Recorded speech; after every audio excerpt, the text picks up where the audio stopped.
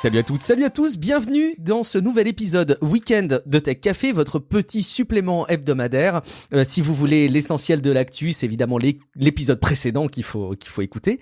Je suis Guillaume Vendée et je suis accompagné d'une personne que vous n'avez pas encore entendue sur le podcast pour le moment. On va parler ensemble, on va faire en fait un petit écho à l'épisode qu'on avait fait avec Mika il y a de ça maintenant quelques semaines sur la formation pour les développeurs, puisque, alors je suis donc accompagné d'Arnaud Croisier. Salut Arnaud, merci de te joindre à moi. Salut, bonjour à tous. La raison pour laquelle on va t'entendre dans cet épisode, c'est que tu as écouté l'épisode donc en question sur la formation pour les développeurs et tu avais réagi en commentaire sur techcafé.fr et il s'avère que toi-même tu es étudiant à l'école 42 à Lyon et du coup tu avais des petites précisions à nous donner. Est-ce que tu peux nous dire un petit peu en quelques mots qui tu es au-delà d'être étudiant à l'école 42 à Lyon et puis de nous donner un petit peu ton contexte d'apprentissage dans l'école? Ouais, ok, pas de souci. Du coup, moi c'est Arnaud, comme tu as dit, et là je suis tout récemment admis à l'école 42, donc petit disclaimer, hein, attention, c'est tout frais.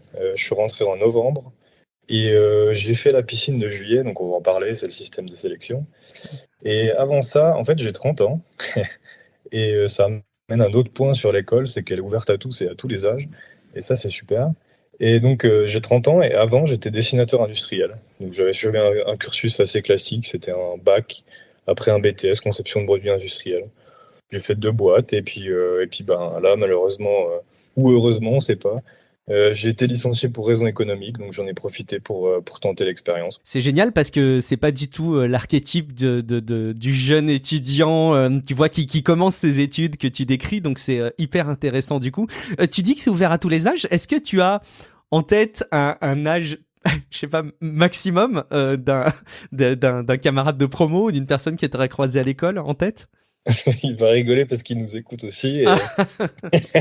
Et du coup, le maximum que moi je connais, c'est 36 ans. Ok. Et pendant la piscine, il y avait quelqu'un qui a tenté l'expérience qui avait 54 ans. Ok. Et le maximum que je connais, c'est 36. Mais il me semble qu'il y a quelqu'un dans la promo qui est encore un poil plus âgé. D'accord, ok. Je pourrais pas l'affirmer. Hein. Donc c'est vraiment pas un critère de sélection, c'est hyper intéressant. Bon, on lui fait un coucou, alors du coup s'il nous écoute, c'est chouette. Est-ce que t'avais un bagage en matière de développement? Quelle affinité tu avais? Tu parles de dessin industriel. À ma connaissance, spontanément, il n'y a pas nécessairement de connaissances de gestion de code, de développement, mais peut-être que je me trompe. Ouais, non, pas du tout. En fait, il y a aucun bout de code là-dedans. Et justement, en fait, moi, j'avais 0 bagage là-dedans. J'avais vaguement fait de la programmation sur Graph7 en automatisme, donc pour ceux à qui ça programmer des entrées-sorties et puis faire bouger des vérins, jouer avec quelques capteurs, mais ça, c'est vraiment pas de la programmation comme on l'a fait là. Ouais. Donc c'était ma seule approche. Et dans le dessin, non, j'avais jamais rien fait, mais je voyais déjà un peu les ponts qui étaient possibles de faire, automatiser certaines tâches qui sont super répétitives. Et du coup, voilà, mais j'avais pas d'expérience moi-même. J'avais fait un petit cours sur Open Classroom comme tout le monde avant la piscine et c'est tout quoi. Et alors pourquoi est-ce que d'une part tu voulais te plonger dans l'univers du développement et potentiellement faire ta reconversion dans ce domaine-là et par extension pourquoi l'école 42? Eh ben alors pourquoi? Parce que justement comme je te l'expliquais là, c'est au cours de mes 2 entreprises que j'ai fait là pendant mon travail, je voyais qu'à chaque fois il y avait des tâches qu'on faisait qui étaient très répétitives. Et je voyais tout de suite la possibilité d'automatiser. Et en fait, à chaque fois, aux entretiens individuels, et tous les ans, on te demande un petit peu ce que tu aimerais faire comme formation, etc. À chaque fois, je disais, j'aimerais bien me lancer dans la programmation parce que je vois tout ce qu'on pourrait faire, etc. Et vu que j'aime bien la tech, que ça m'a toujours intéressé, je me suis dit, ce serait quand même cool de pouvoir mettre vraiment les mains dans le cambouis et puis pouvoir faire ce que les autres font. Et puis voilà. Et c'est ça qui m'a donné envie. Je fais une petite parenthèse, c'est hyper intéressant ce que tu dis parce que, alors tu ne l'as pas entendu et peut-être que les gens qui nous écoutent en ce moment, eux, l'ont entendu. C'est en cours de montage au moment où on enregistre Arnaud. Mais j'ai fait un épisode de Real Life avec mon ami Matt. Et on a parlé de Codeur Dojo, qui est une association où, en gros, l'idée c'est de promouvoir justement le développement. Alors dès les plus jeunes, en fait, à partir du moment où on sait lire, qu'on est enfant et qu'on sait lire. Et le but c'est de donner des premières sensibilités au développement développement et de faire ça avec un angle de connaissance de l'ordre du divertissement, quoi. C'est pas des cours en dehors de l'école, mais c'est plus du jeu, du divertissement et de l'apprentissage par l'amusement. Et on parlait ensemble durant l'enregistrement de cet épisode avec une personne qui est très investie dans cet asso que justement il manquait parfois ce recul en entreprise de personnes qui font des tâches de manière très automatique, limite tu sais toujours ouvrir le même fichier Excel, faire les mêmes traitements, les mêmes exports et systématiquement faire des tâches très répétitives et parce qu'on n'a pas cette sensibilité avec le développement, donc c'est chouette de voir que toi tu fais justement exception qui confirme la règle peut-être, ou peut-être même qu'il y a une génération de personnes qui arrivent maintenant dans l'environnement du travail qui sont un petit peu plus critiques, ce qui est plutôt cool du coup. Ouais, je sais pas si c'est générationnel, mais ouais, en tout cas, ouais. Toi, t'avais cette sensibilité. Et alors, du coup, pourquoi l'école 42, du coup? Alors, ouais, du coup, je voulais revenir à ça, comme par ta deuxième partie de question. Et pourquoi l'école 42? Bah, c'est assez simple. Je voulais. Bon, alors, certains diront que je suis peut-être pas très objectif, mais moi, je le crois vraiment. Je voulais une formation de qualité. Et je pense vraiment que c'est une des meilleures qui est possible de faire. Et du coup, je voulais une formation de qualité qui est gratuite, parce que ça, c'est super important, mais en gros, à mon âge, c'est impossible de faire une formation qui est pas payante et qui soit de qualité. Là, c'est gratuit, c'est ouvert à tous les âges et c'est vraiment pas une formation où on va dépenser 2000 € de CPF et on n'aura rien appris, quoi. Je voulais vraiment pas ça. Je voulais vraiment sortir avec des connaissances solides. Bah, déjà, je voulais essayer. Je n'étais pas sûr d'y arriver. Bah, ça laisse la possibilité d'essayer, le fait que du coup, t'aies pas de frais de scolarité. C'est ouvert à tous, gratuit, et que c'est qualitatif. Voilà pourquoi je me suis orienté vers 42. Comment on entre concrètement? Tu as parlé de la piscine, donc j'imagine que c'est pas une épreuve en maillot de bain et que c'est celui qui fait le plongeon le plus acrobatique et qui fait la performance de longueur la plus rapide. J'imagine que ça n'a rien à voir. Tu peux nous décrire un petit peu ce process? Ouais, alors du coup, petite précision, je me suis inscrit à 42 Lyon. Donc il y a plusieurs 42 en France. Il y a 42 Paris, évidemment, la première. Ensuite, il y a eu 42 Lyon, la deuxième. Et maintenant, il y en a qui fleurissent un peu partout. Il y en a une à Mulhouse, à Nice, il me semble à Bordeaux. Et donc, ça a sa petite importance dans le sens où les piscines, en fonction des écoles, il n'y en a pas toujours au même moment. À Paris, il me semble qu'il y en a 4. Il y a juin, juillet, août et février. Et par exemple, à Lyon, il y a juillet, août et septembre. Ok. Donc, voilà, c'était la petite précision.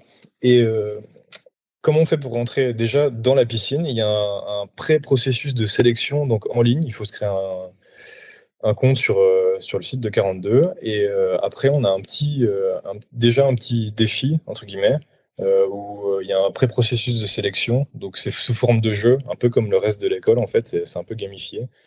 Et on va déjà faire de la programmation, mais sans le savoir. Au tout départ, c'est un test qui dure 2 heures de mémoire. Je dis peut-être une bêtise, mais je crois que c'est ça. Et il y a un test de 10 minutes qui est un test de mémoire où, en gros, il y a un quadrillage sur l'écran avec des cases qui s'illuminent et il faut juste recliquer sur les cases qui sont illuminées. Donc, d'accord, c'est le jeu du Simon, quoi. Ouais, complètement. Ok, excellent. Et donc, au début, c'est tout simple. Il y a 4 cases. Après, c'est 6 par 6. Après, c'est plus gros, etc. Donc, voilà, ça, c'est le premier jeu.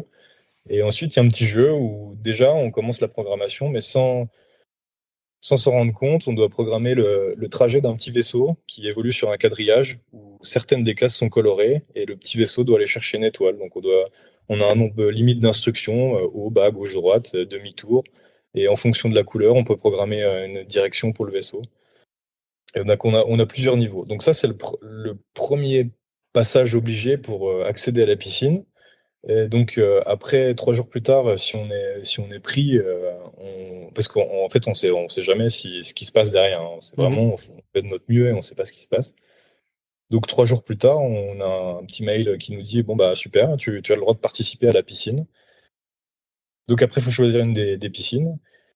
Et du coup la piscine c'est un mois complet, non-stop, donc 7 jours sur 7. Il n'y a pas d'horaire, parce que c'est le principe de l'école aussi, on peut y aller 24 heures sur 24, 7 jours sur 7. Elle est ouverte toute l'année sur ce principe. On peut accéder au cluster n'importe quand. Et donc pendant un mois, enfin pas un mois plein, je crois que c'est 26 jours, il me semble, quelque chose comme ça, mais week-end compris, on a toute une série de tests. On découvre, on entre dans les clusters, on n'a pas beaucoup d'infos, voire pas du tout, et et on doit se soumettre aux feuilles d'exercice et puis essayer de faire notre mieux à chaque fois. Voilà un peu Donc comment ça se passe. c'est des sortes de défis, c'est ça? En gros, t'as une instruction, on te dit de réaliser telle chose, et puis j'allais dire débrouille-toi, mais est-ce que c'est tout de suite avec un langage en particulier? Concrètement, j'ai du mal à visualiser ce que ça peut être les différents. Du coup, je peux un peu en parler parce que en gros, c'est pas secret. Oh, t'as le droit. Enfin, il faudrait pas spoiler le truc et que d'accord. Ouais, voilà. En fait, c'est un peu ça.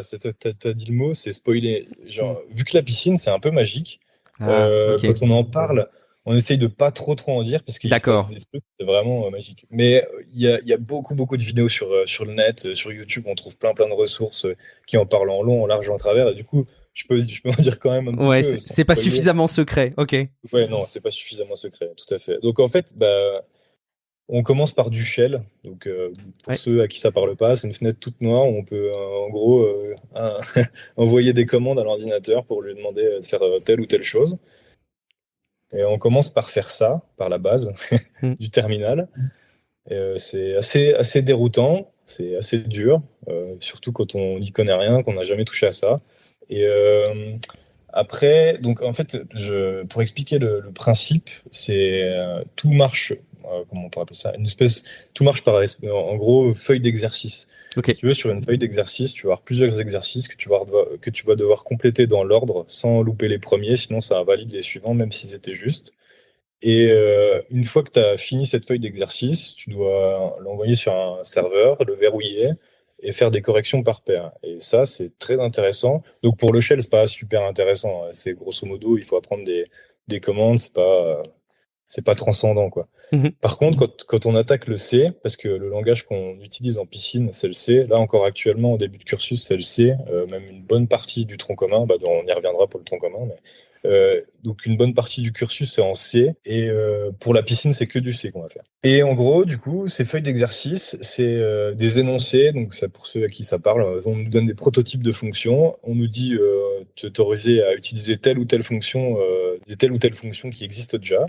Et tu dois faire en sorte que ce prototype en rende une fonction qui fonctionne, qui est fonctionnelle complètement. Et donc chaque énoncé est un petit peu obscur comme ça, il n'y a pas beaucoup d'infos. Et ça non plus c'est pas un secret, mais en début de feuille d'exercice, tu demandes à ton voisin de gauche ou à ton voisin de droite, et s'ils savent pas, tu demandes à Google.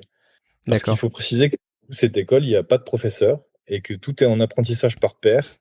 Et ça peut paraître déroutant ou même presque inutile pour certains, mais du coup, je suis allé jusqu'en BTS, donc j'ai pas non plus une expérience incroyable de l'école. Mais c'est ce qui m'a paru, moi, vraiment, de ce que je connais de l'apprentissage, du plus efficace, quoi. C'est vraiment impressionnant, parce que une fois qu'on a fini nos feuilles d'exercice, donc comme je te l'ai dit, on verrouille nos feuilles d'exercice sur un serveur. Et ensuite, il faut se corriger les uns les autres. Mais on se sent pas légitime à faire ça. On n'y connaît rien. On vient de débuter. On va faire les mêmes exercices que tout le monde. Ou même, on les a pas fait et on est déjà en train de corriger des gens qui les ont fait. Et c'est là toute la puissance de la chose parce que on lit l'énoncé. La personne nous explique ce qu'il a compris. On pose des questions bêtes auxquelles il sait répondre ou pas. Et il y a tout un échange de connaissances qui se fait, mais c'est monstrueux parce que par exemple, sur le même projet, on peut passer sur 3-4 personnes différentes et se rendre compte que, par un exemple que moi j'ai eu, j'avais fait pour répondre à telle ou telle exigence, j'avais fait un code qui faisait 3 fonctions de 25 lignes et je suis arrivé devant quelqu'un qui l'avait fait en une fonction de 10 lignes. Et là, c'est magique. Je me dis, mais comment t'as fait? Et là, on dit c'est extrêmement simple, regarde, il suffit de faire comme ça. Et... Excuse-moi, ça veut dire que du coup, t'apprends presque autant en faisant la revue des exercices des autres qu'en toi te posant la question de faire le tien, c'est ça? Ah, mais complètement. Et même des fois beaucoup plus en allant faire la correction de quelqu'un. Et c'est ça qui est vraiment... c'est là toute la puissance de l'apprentissage par pair, en fait. C'est pas magique, mais presque, de mon point de vue. C'est vraiment, tu vas apprendre des tips de gens qui sont... Parce que, évidemment, il y a tout type de profil. Il y a des gens comme moi qui ont jamais touché au code et il y a des ultra geeks qui sont sur du code depuis qu'ils ont 12 ans et qui connaissent le C déjà quasiment par cœur et qui vont t'expliquer des trucs auxquelles tu n'aurais pas eu accès si toi, tu avais fait tes recherches tout seul sur le net. Tu as vraiment accès à un espèce de vivier de cerveau et c'est vraiment magique, quoi, parce qu'on va t'apprendre tout de suite qu'est-ce qu'il faut faire pour être efficace, en fait. Et du coup, est-ce que ça n'a pas tendance aussi à gommer un effet, peut-être que je considère moi perso assez pervers dans l'environnement parfois universitaire, dans les écoles, c'est les compétitions qui sont plus ou moins exacerbées, hein, mais et plus ou moins stimulées par les écoles. Mais là, du coup, est-ce que tu ressens un aspect de compétition? Est-ce que tu te sens au contraire propulsé de par le fonctionnement comme dans une relation d'égal à égal avec tous les autres étudiants? Et ben, du coup, ouais, je comprends ce que tu dis. Et non, moi, je me sens totalement propulsé. C'est Ouais. vraiment ça. Et j'avais ce sentiment en piscine de, bah, par exemple, être des fois, mais tracté par les meilleurs, en fait. C'est Ah, ok, vraiment, génial. et du coup, il y a une ambiance qui est assez, enfin, moi, personnellement, j'avais jamais connu ça. Une ambiance qui est vraiment dingue pendant la piscine. Tout le monde est amical et vraiment tout le monde est dans cet esprit d'entraide. Après, je sais pas si c'est comme ça dans toutes les piscines, mais moi, celle que j'ai vécue, c'était comme ça. C'était l'entraide à fond. Tu vas corriger quelqu'un qui te dit ah bah ça tu peux le faire comme ça ou comme ça et tu sors de correction, il te dit mais surtout t'hésites pas, si t'as un souci tu viens me voir et on en parle et après tu vas le revoir et ça devient presque ton pote et vraiment c'est fou quoi, c'est vraiment c'est une super ambiance et c'est une vraie entraide. Tout peut se faire à distance ou est-ce que la Non, présence non, physique, non? la piscine c'est que en présentiel. Ok, d'accord, d'accord. Ouais, c'est Euh, tout. Après, libre à toi de pas venir ou venir ou faire tes horaires, hmm. mais tout est Oui, présentiel. le principe est évidemment de profiter du dispositif et d'être en présentiel, bien sûr. Et quand on a préparé l'émission, tu me mettais, je cite, hein, qu'il y avait le passage de la moulinette, qui est un script qui teste le code, et a priori là, c'est assez soudain, enfin c'est assez violent. C'est quoi le fonctionnement Oui. exactement? Et ben du coup, donc tu as tout un système, ça aussi je peux en parler, c'est pas vraiment une surprise, toutes les vidéos en parlent déjà. Hmm. Donc tu as un système de points pour te forcer à faire des corrections en fait. Et pour tout soumettre tes projets, tu es obligé d'utiliser des points. Et donc tu fais tes corrections et tu en gagnes en faisant d'autres corrections. Et bref, une fois que tu as fait ce système-là de tu soumets, tu te fais corriger, tu gagnes tes points ou machin, tu passes par une moulinette. Et ça, en gros, c'est un Elle s'appelle script qui vraiment la vient. moulinette ou est-ce que c'est toi Ouais, qui ouais, ça l'appelles comme s'appelle la ça? moulinette. Excellent. Mais Ok. tout est dans l'école, tout est un petit peu avec des noms rigolos. Comme ça, par exemple, les membres du staff, c'est le bocal. Ah, Euh, excellent. c'est tous des noms un peu marrants, quoi. Hmm. C'est vraiment super. Et donc, oui, bah, à propos de la moulinette, ben, après, c'est un script qui vient torturer tes fonctions, quoi, en gros. Ok. Et ça peut être très punitif parce que il y a une histoire de normes aussi qu'il faut respecter dans le code. Et si elle n'est pas respectée, bah, déjà, c'est un chaos. Normalement, ça a dû déjà checker en correction avec les pairs. Mais la moulinette vient faire des tests un peu improbables qu'un utilisateur un peu bébête, pour être un peu méchant, un utilisateur un peu bébête aurait essayé de mettre des inputs qui vont pas du tout dans la fonction pour la faire cracher, quoi. Et c'est ce que la moulinette, elle fait, et notre fonction doit résister à cette torture, quoi. Mais c'est très vite un mode de Et développement qui existe vraiment en plus, le fonctionnement par les tests, où tu définis d'abord les comportements types, plus les comportements que tu veux contrôler, et du coup ton code tu le génères par rapport à ça. J'ai l'impression que c'est aussi pour refléter ces modes de développement dès le départ qu'il y a ça, non? ouais, complètement, Mm. complètement. Et Mm. c'est aussi en piscine, on se disait, mais parce que l'histoire de la norme, qui pour la petite anecdote s'appelle la norminette, c'est rigolo aussi. Euh, donc la norminette, on se disait, mais c'est punitif. Elle nous limite dans le nombre de lignes qu'on peut utiliser par fonction. Elle nous limite dans les déclarations des variables. Elle nous limite sur plein de choses. Et on se disait, mais c'est vraiment punitif. Il y a un espace de trop. On se prend un KO. Ah Enfin, ouais, ok. et, en y réfléchissant, on se disait, oui, ok. Mais déjà, c'est bien d'apprendre la rigueur. Et aussi, il y a peut-être des infrastructures où on Absolument. peut faire tout cracher avec un espace en trop, on ne sait pas. Mm. Et c'est dans le même esprit de tester un peu n'importe quoi, parce que c'est vrai que si on n'a pas anticipé tous les cas de figure, ben on peut faire cracher une infrastructure ou on peut vite faire n'importe quoi dans ces domaines-là. Ouais, Donc, et j'imagine voilà, aussi c'est qu'il y a vrai les que contraintes des appareils sur lesquels le code va tourner derrière. Il faut savoir s'adapter aussi à des exigences dans lesquelles les ressources sont pas idéales, sans doute. sans doute, ouais. Après, La pédagogie peut paraître rude, mais je pense que c'est super bien rodé et tout a un intérêt en fait. Hmm. C'est la difficulté bête et méchante. Au contraire, c'est pour l'apprentissage, c'est vraiment il y a vraiment du sens à faire ça. Mhm. Bon, c'est super intéressant, ça a l'air presque bon rigolo, mais j'imagine qu'il y a des étapes qui sont peut-être un petit peu plus stressantes que d'autres. Il y a des examens quand même, il y a des formes de Oui, oui, concours. il y a Comment ça des marche? examens. Bah, en fait, toutes les semaines pendant la piscine, il y a des examens pour valider que les connaissances que tu as c'est pas que tu as cloné le guide du copain. Ok. Et du coup, en fait, pendant les corrections, il y a toujours moyen de faire illusion, de faire croire qu'on maîtrise ce qu'on dit. Et puis, vu qu'on sait tous un peu, on débute tous, on n'ose pas être trop sévère avec la personne qui sait pas trop ce qu'elle raconte.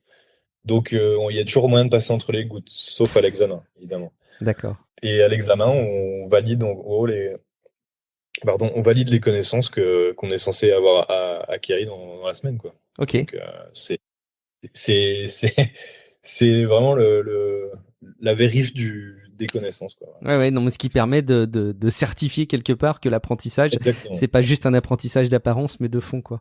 Et alors, du coup, Totalement. t'es lancé sur ce dispositif, sur cette école, pour combien de temps tu espères avoir un retour quand tu pourras présenter ton CV quand pour développer en entreprise ou faire autre chose d'ailleurs. Eh ben, c'est toute la beauté de 42 aussi, c'est que là encore pendant le cursus, donc en fait la piscine, elle met vraiment sur les rails de la pédagogie, quoi.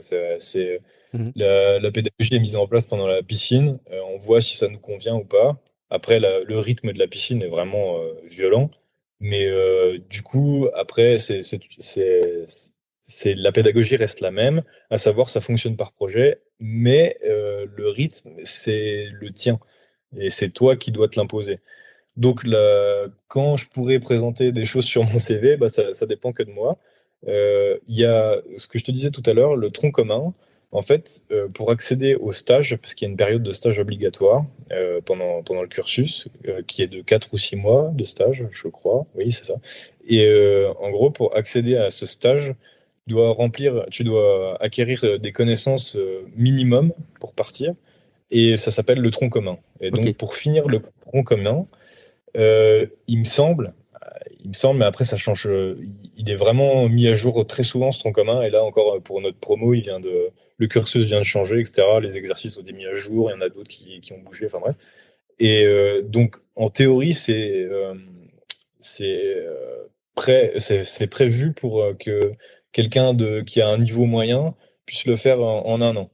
Ah, vache. Et quelqu'un qui est un peu plus lent puisse le faire en un an et demi. Et après, c'est ce que je te dis là, ça dépend des gens, ça dépend de, par exemple, là, il y en a qui se sont mangé une pandémie Eh un oui. petit peu du temps, donc bah, du coup, ils ont pris pas un an de retard, mais presque. Enfin, les cursus ont changé entre-temps, donc il y a eu un petit peu des bâtons dans la roue. C'est très variable. Hmm. Il y en a qui vont rusher le programme et qui, en 6 mois, vont avoir fini le tronc Ah, commun et vache. vont pouvoir aller au stage. Il y a vraiment des brutes. Il y en a qui sont déjà dev à la base et par exemple, là, en piscine, il y a quelqu'un qui est dev et qui voulait, avant de repartir sur le marché de l'emploi, euh, pouvoir certifier de ses connaissances, en Ok. fait. Ouais. Et il est passé à 42 voilà, pour avoir ça sur son CV. Et voilà. Et donc, du coup, lui, bah, il est déjà super avancé alors que ça fait une semaine de cursus. Il a déjà plié beaucoup de projets, quoi. Et après, ça dépend que de toi au rythme où tu vas pour les projets, les examens, etc. Ce qui est chouette, enfin, je pense il y a beaucoup d'environnements pédagogiques qui devraient s'inspirer de cette souplesse qui est proposée, qui est quand même très cadrée. En fait, c'est pas du n'importe quoi, mais il y a vachement de souplesse. Non. Euh, Au-delà du tronc commun, est-ce qu'il y a la possibilité de développer des spécialisations ou pas du Ouais, tout? totalement. Ouais. Totalement. Si, oui, totalement. Il y a moyen de développer des spécialisations. Et juste, je reviens sur un point que tu donnais. Même, euh, Même après piscine, la souplesse, elle reste quand même, comment dire, encadrée. Parce que tu peux pas, mettons, dire, bah, je viens pas à l'école pendant un an. En gros, Hmm. une sorte de compteur de jours qui bah, décompte chaque jour. et qui s'il arrive à 0, on se fait éjecter de l'école. Et si on rend des projets, on regagne des jours. Et donc, c'est l'intérêt de pas forcer les gens à venir, mais l'intérêt est quand même de dire, bah, vous avez le temps, vous pouvez faire à votre rythme, mais faites pas n'importe quoi non plus. Mmh. Et donc, il reste un cadre. Et par rapport aux spécialisations, donc après le stage, à savoir que en théorie, il y a 80% des gens qui se font recruter en stage, donc qui ne retournent pas à l'école. Et donc après le stage, il y a moyen de revenir et de se spécialiser. En fait, il y a plein de branches. Vraiment, on peut faire du développement, par exemple, de distri Unix, on peut faire de l'application Swift, on peut faire... c'est tellement vaste, on peut faire du machine learning, il me semble, on peut faire... vraiment, il y a des sortes de micro-piscines aussi, où on peut apprendre un langage en peu de temps, et vraiment, c'est vraiment touffu. Donc, on peut se spécialiser. Et après le stage, il nous a offert aussi la possibilité de partir en apprentissage. Et ça, c'est intéressant aussi, parce que l'apprentissage, j'ai pas parlé de ça, non, mais quand tu arrives à ta période de stage, une fois sorti de stage, tu as déjà une attestation de 42 qui te permet de justifier que tu as validé le tronc commun. Okay. Mais légalement, ça n'a pas de valeur aux yeux de l'État, je crois. Mais pour les entreprises, ça en a déjà une. Et par contre, si tu fais l'apprentissage et que tu arrives niveau 21, parce que évidemment, quand tu rends des projets, tu as de l'XP et tu gagnes des niveaux. Bien sûr. Et le but de l'école, c'est d'arriver niveau 21, forcément. Et donc, tu peux faire un apprentissage qui va te rapporter beaucoup d'XP avec tes projets d'entreprise, et tu peux revenir aussi sur le même processus que l'apprentissage classique. Tu reviens à l'école pour faire des projets aussi dans l'école. Et ce système permet de gagner de l'XP, et tu peux faire en 1 ou 2 ans en fonction de ton niveau que tu as. Et après l'apprentissage, en fait, le but, c'est d'obtenir le niveau 21. Et si tu atteins le niveau 21, là, tu as un RNCP de niveau 7 qui équivaut à un bac plus 5. Et le titre, c'est architecte en technologie du numérique, je crois. D'accord. Donc, c'est quand même pas trop mal de pouvoir faire un bac plus 5 en 3 ans. Tu m'étonnes. Et gratuitement. Et voilà, donc. Enfin, gratuitement. Et oui, je comprends. Pas avec un investissement personnel, mais c'est totalement gratuit. C'est plutôt pas mal. Est-ce que peut-être que ça va pas être facile parce que à la fois sur ton ressenti et sur ton parcours perso, peut-être que tu vas pas être le mieux placé pour répondre à cette question, mais j'ai presque envie de te forcer à trouver une réponse à ça. Est-ce que tu vois des limites, des défauts? Peut-être c'est encore peut-être plus simple de dire pour qui c'est pas fait. J'imagine que si on a trop besoin d'encadrement et qu'on n'est pas capable d'être suffisamment autonome, c'est évidemment pas pour soi. Mais est-ce que tu vois des défauts à cette plus qu'à l'école, hein, c'est pas forcément l'école à laquelle je pense, mais à ce mode de pédagogie, est-ce que tu y vois des défauts, des limites? Forcément, comme tu dis, je suis pas le plus objectif. Je suis pas le plus objectif parce que forcément, je suis dans l'école et là, j'adore ça. Ouais. Des limites, et c'est pour qui?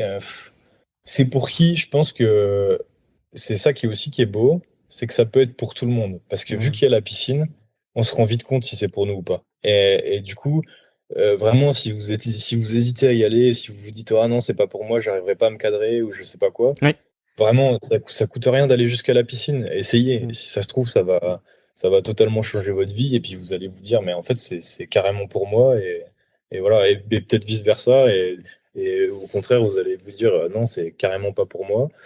Mais l'avantage, c'est qu'on peut essayer et que ça reste gratuit. Question supplémentaire par rapport aux limites, ou pour savoir à qui c'est destiné, qui peut s'y frotter. Est-ce que tu penses que quelqu'un qui a pas forcément la volonté, qui va pas le dire forcément, mais la volonté de suivre le cursus complet, qui veut juste tester l'environnement pédagogique, est-ce qu'on peut s'y lancer, se lancer dans les premiers tests d'admission dans la piscine dans un premier temps, juste pour voir? Ah mais totalement. Il y a même des gens dans ma piscine qui faisaient ça pour préparer Epitech.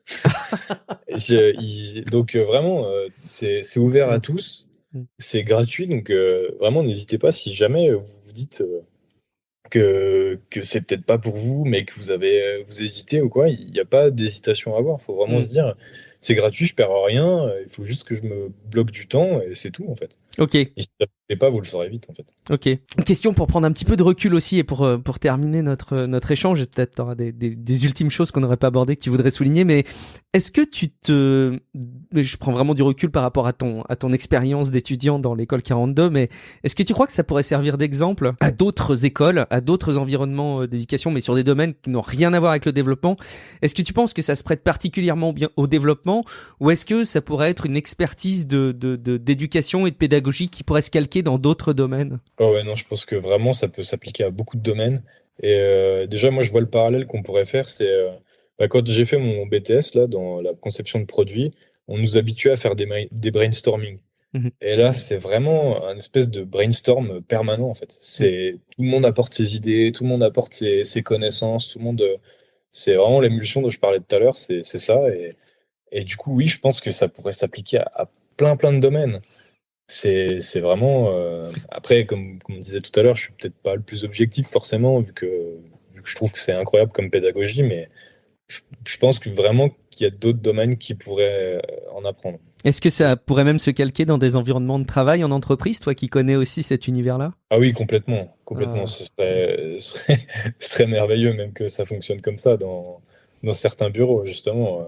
Que déjà la hiérarchie soit un peu nivelée, que tout le monde soit au même niveau et avance dans un but commun et apporte ses connaissances, ce serait vraiment incroyable. Mais ça, je sais pas si c'est possible qu'à 42, mais en tout cas, oui, ce serait incroyable. Est-ce qu'il y avait des choses qui te viendraient en tête que tu voudrais absolument nous confier avant qu'on se quitte pour cet épisode, en sachant que je te propose peut-être dans un an, enfin à l'échéance qui t'ira, mais qu'on fasse peut-être un petit point ensemble. Le recul t'aura peut-être donné des informations supplémentaires, mais est-ce qu'il y a des choses que tu voudrais partager là avant qu'on se quitte? Non, je pense qu'on a bien balayé le sujet. Et ouais, je suis d'accord pour faire un petit point sur faire un petit état des lieux un peu plus tard, quand je serai bien avancé. Eh ben, volontiers. Cool. Arnaud, merci beaucoup. Où est-ce qu'on peut te retrouver si jamais on veut te contacter à titre individuel? Est-ce qu'il y a un canal sur Internet qui permettrait de te joindre et réagir à ce que tu as dit là sur cet épisode? Alors, je vais faire un petit peu mon Guillaume Pogaspola, mais je suis pas très, il sera ravi. Je suis pas tout ça. Donc, vous pouvez communiquer avec moi dans les commentaires de Tech Café. Je vais refaire un tour sur le Discord. Magnifique. Je vais m'annoncer sur le Discord, comme ça, si les gens veulent communiquer avec moi, ce sera peut-être plus simple. Eh ben, avec grand plaisir. Le lien du serveur Discord est dans les notes de l'épisode. Et oui, en commentaire sur techcafé.fr, ça paraît toujours aussi bête de mettre en avant ce type de retour et d'interaction, mais c'est précieux. Et preuve en est, c'est que tu as utilisé ce mode de retour et ça nous amène à faire cet épisode aujourd'hui, donc c'est cool. Merci beaucoup Arnaud. Merci beaucoup à vous qui nous avez écoutés pour cet épisode. On se dit rendez-vous dans quelques jours désormais pour un nouvel épisode de Tech Café hebdomadaire normalement. Merci de votre écoute. Ciao à toutes et à tous. Ciao.